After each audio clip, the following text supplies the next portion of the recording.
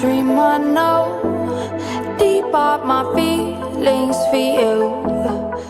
Hello, my wonderful viewers. Welcome back to Reality Latest Gist, your home of news and politics. Thank you so much for joining us. The headlines. The High Court in Ondo State has granted an interim injunction to 68 political associates of former governor of Edo State, Obaseki, restraining the Nigeria police from arresting them over a petition submitted by the acting state chairman of the All Progressive Congress. Moving on after this, we have, the Ondo State governorship poll.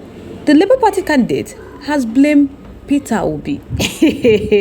My put up is small while. But guys, before we commence fully, I would like to welcome those that are joining us on today's wonderful news. For the first time, you guys are highly welcome. Kindly subscribe, like, comment, share. But don't forget to turn the notification bell to get notified whenever we drop our video. To all our returning subscribers and viewers, thank you so much for joining us. So guys, let's proceed.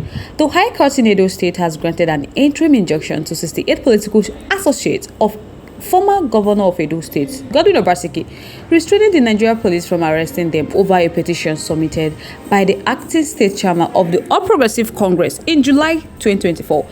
The associates include political appointees, local government area chairman, aides, and others.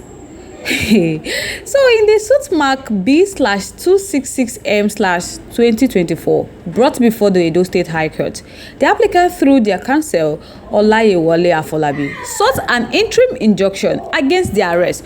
So the respondents in the case are the Inspector General of Police, the Commissioner of Police of Edo State, Deputy Inspector of Police, and the Police Service Commission.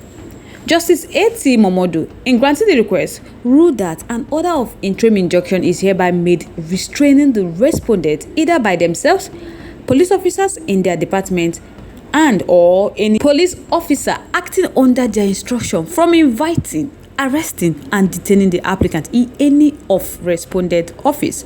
So in respect of that petition written by the chairman of the All Progressive Congress, Edo State, dated 18/7/2024, to the first respondent, pending the hearing and determination of the originating motion filed by the applicant in the enforcement of their fundamental human rights. So the court further ordered that the enroll order should be served along with the originating motion on the respondent.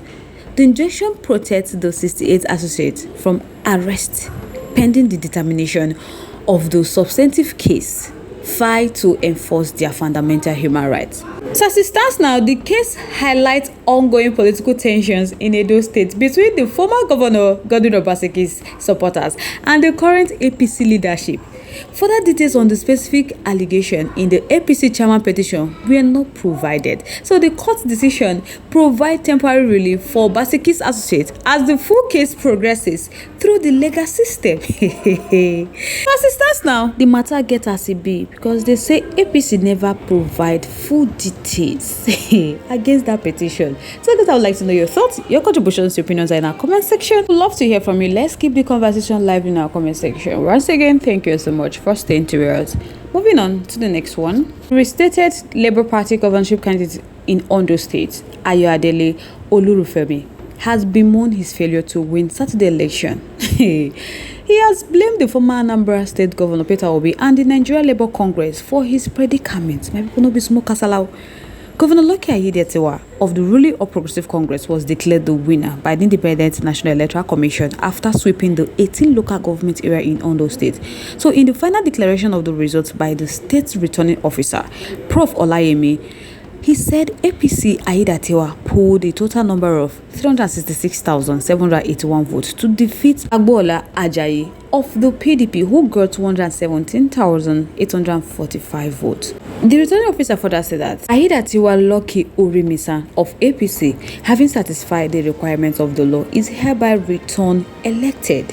So maybe past the matter they play they go. Olurufemi loss came a few days after INEC returned his name on the ballot as Labour Party flag bearer for the November 16 poll, following a ruling by the Court of Appeal.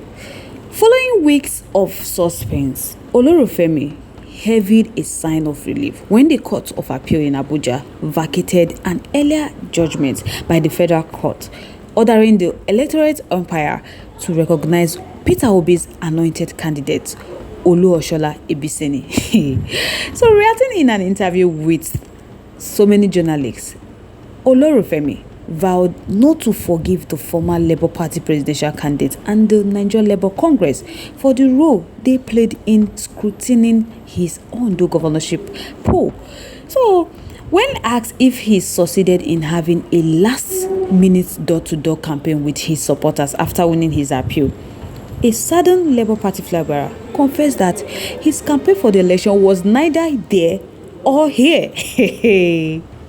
So he said he have Peter Obi and the Nigerian Labour Congress to thank for that they have scrutinized his aspiration and chances to win their Ondo election. That these people spoiled things for them. With that PDP reject, they wanted to force on the party.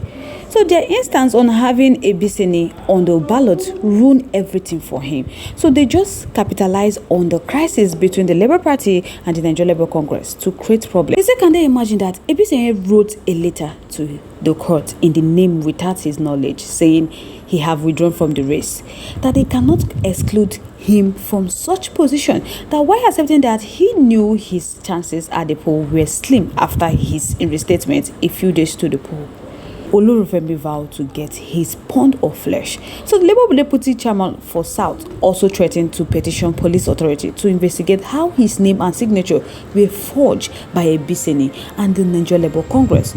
So he thanked God they got an appeal judgment and his name is back in the INEC portal. That the good thing here is that the truth has prevailed. Withdrawal must be voluntary. That they cannot force someone to withdraw. That what they have done was an attempt to force him behind his back. And again, it wasn't the party that submitted it. It was the handwork of the former president of the Nigerian Labour Congress and the head of National Transition Committee, Abdulwahid Omar. That what they did is criminal. In fact, he is planning to petition the Inspector General of Police to probe how they wrote that letter, put his signature and presented it before the court. That they will deal with that later. For now, that he's still doing his underground work. When the acting chairman of the Nigerian Labour Congress Political Commission, Prof. Theophilus Ndubaku, was called to defend the allegation leveled against the workers' union, he described Olorunfemi as a funny character. He said he's one human being they should never take seriously. That as a result of this crisis between them and Abure, that Olorunfemi became the deputy to Abure and he was given the ticket. That before this election, he was a placeholder. So what did he do? That he now started shopping for who would buy the ticket from him. In the process of doing that, they asked Obaseki to pay the sum of 20 million to get the ticket. He paid and even added another 5M, which they claim was for expenses. When they refused to give him the ticket, Obaseki went to court in retaliation. So the Abure's camp started working to ensure INEC didn't upload his name because of the Kagoro judgment they went to secure. The only challenge they have was that before the court, INEC had already given the code for uploading the names of agents to Olorunfemi. They know he would have uploaded the names of suspected APC agents there. That they know he is obviously working indirectly for the APC. So as of the time of filing the story, effort to reach both Peter Obi and Obaseki for reaction were unsuccessful. So guys, I would like to know your thoughts, your contributions, your opinions in our comment section. We'd love to hear from you. Once again, thank you so much for staying to us.